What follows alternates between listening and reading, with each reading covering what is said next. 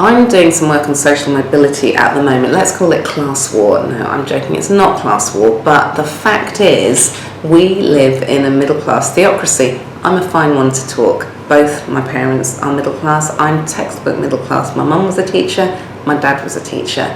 But I just think that we need different types of people running Britain and getting to the top in Britain across all sorts of sectors. So there were two statistics recently that made me want to just go crazy. And I wonder if you share my surprise at these statistics.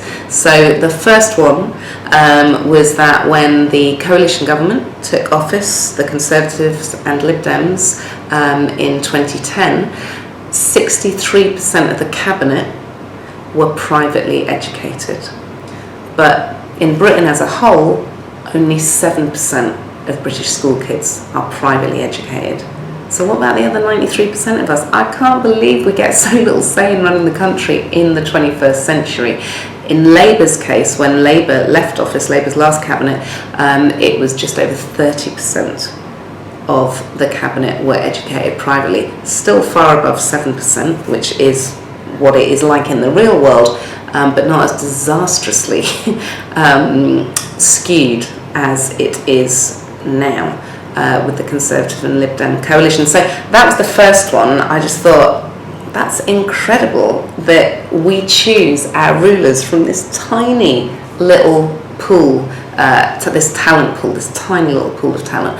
And then the second statistic was around the Olympics last year, because we loved the Olympics, didn't we? Well, if you didn't, you don't get my vote, because I think the Olympics was the best thing Britain's done, like maybe ever.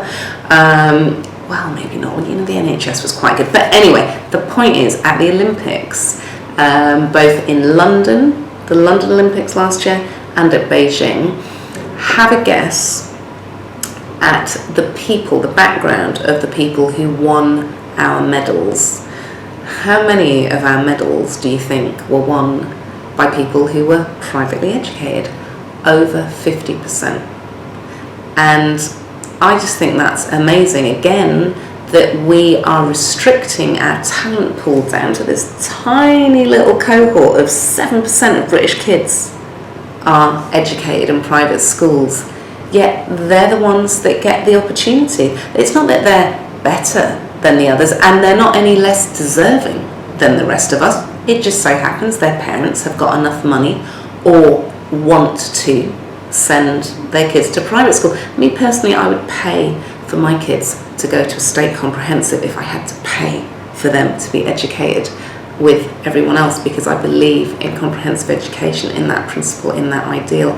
Hold me to that. Replay this to me when I'm freaking out about my 11-year-old going to school in a quite tough inner city London area. But the point is that at the moment we don't have social mobility in Britain, and all the statistics show that social mobility is going backwards.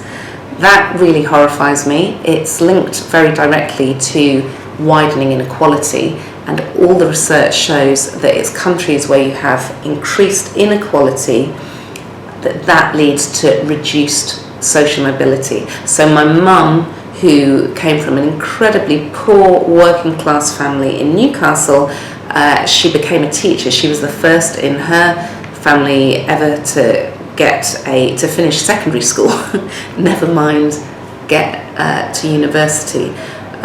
So for my mum, that chance is disappearing, really, for kids who are born into her situation today.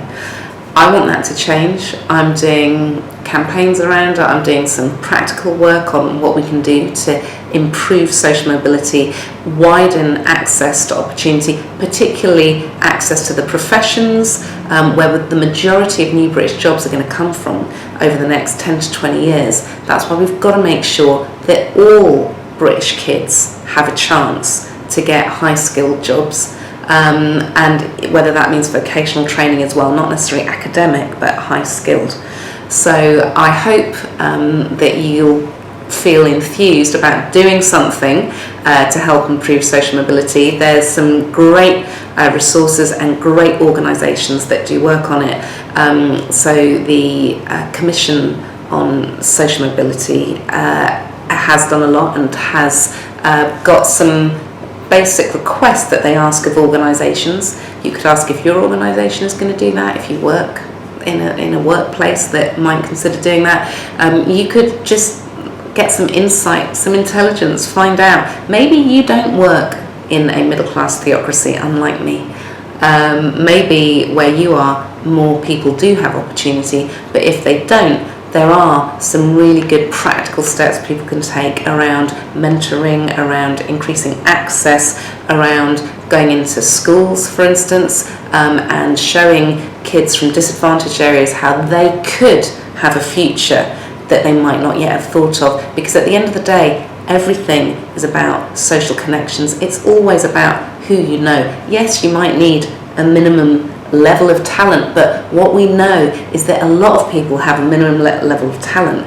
Many fewer people have the connections that give them the key to a job or to a fairer chance in life. So I hope we're going to improve that situation in Britain, because it would be letting down the Olympic ideals and everything else that I believe in if we don't.